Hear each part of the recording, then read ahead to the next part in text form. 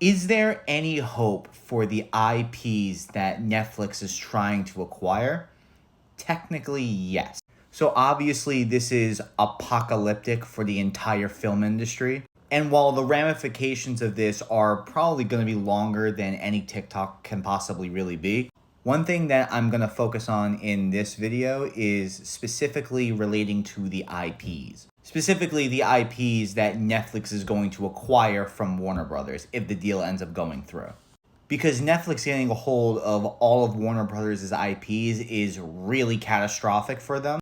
And I can't imagine what the brain trust at Netflix would do to the characters of like DC or Lord of the Rings or Harry Potter. However, there is some hope, and that's actually through the public domain. Because there's actually a surprising number of characters that are entering in the public domain that Warner Brothers owns. So at least for like those specific IPs, their prison sentence under Netflix won't be as long as some other ones. Just to name the important ones, because again, this is actually a lot. Porky Pig will enter the public domain in 2031, which is actually a little over 5 years away. In 2033, another Looney Tunes, actually the majority of the Looney Tunes are going to enter the public domain. But Daffy Duck in particular will enter the public domain in 2033.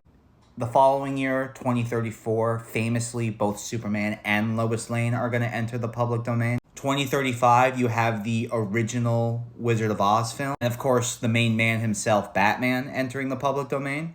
2036, so many characters are entering the public domain that it's impossible to really talk about them all in one video. But for the big ones, we're going to start off with Tom and Jerry, who will enter the public domain in 2036, along with Captain Marvel, who was actually the biggest superhero at the time, meaning that a lot of his mythology will enter the public domain shortly after him. You also have Dick Grayson's Robin, who will enter the public domain. Famously, the Joker enters the public domain in 2036. And probably the biggest character that enters the public domain will be Bugs Bunny, also in 2036. Then in 2037, Wonder Woman enters the public domain. And then because for some reason Netflix put Casablanca as a franchise when they made their announcement, Casablanca will also enter the public domain in 2038.